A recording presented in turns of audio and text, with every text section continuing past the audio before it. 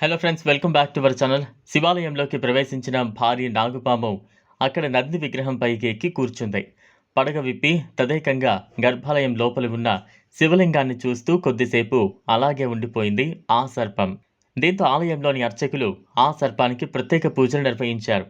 ఈ విషయం తెలిసిన భక్తులు చుట్టుపక్కల నుంచి పెద్ద సంఖ్యలో అక్కడకు చేరుకున్నారు. తమను చల్లగా చూడాలని ఆ నాగేంద్రుణ్ణి మొక్కుకున్నారు. ఇది దైవ మహిమని, సాక్షాత్తు ఆ పరమేశ్వరుడి ఆభరణమైన నాగుపాము ఆలయానికి వచ్చిందని భావించారు.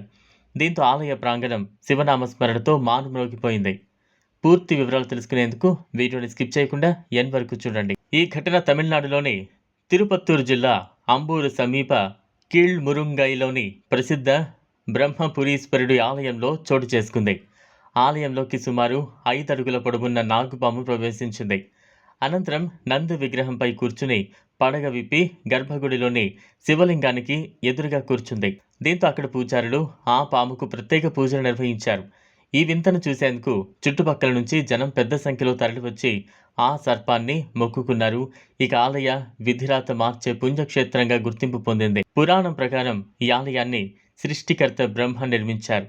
బ్రహ్మదేవుడి అహాన్ని అణిచివేయడానికి శివుడు ఆయన 5వ తలను ఖండించడంతో తేజస్సును కోల్పోతాడు.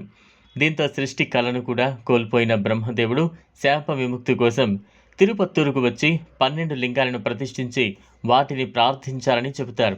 అతని భక్తికి మెచ్చిన శివుడు పార్వతీ సమేతంగా ప్రత్యక్షమై కోల్పోయిన తేజస్సును తిరిగి ప్రసాదించాలని అంటుంటారు. అంతేకాదు, అందరి తలరాత్రలను రాయడానికి కారణమైన వ్యక్తి విధిని ఎలా మార్చాడో, అలాగే ఇక్కడ తనను పూజించిన వారందరి విధిని మంచిగా మార్చగల శక్తి బ్రహ్మకు ఉండేలా శివుడు మరో వరం ప్రసాదించారని, అందుకే ఇక్కడ బ్రహ్మదేవుడు కూడా పూజలు అందుకుంటారని అంటుంటారు.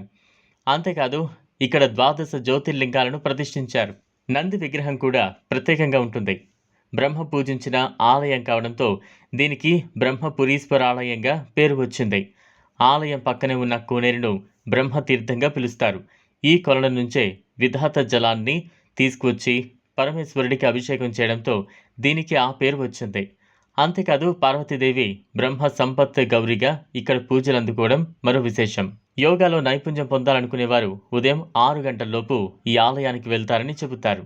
ఇది ఫ్రెండ్స్ ఇవాల్టి వీడియో. ఈ టాపిక్ పై మీ అభిప్రాయాన్ని కామెంట్ బాక్స్లో కామెంట్ చేయండి. వీడియో కనుక మీకు నచ్చినట్లయితే లైక్ చేయండి, షేర్ చేయండి, ఛానల్ను సబ్స్క్రైబ్ చేసుకోండి. Thanks for watching.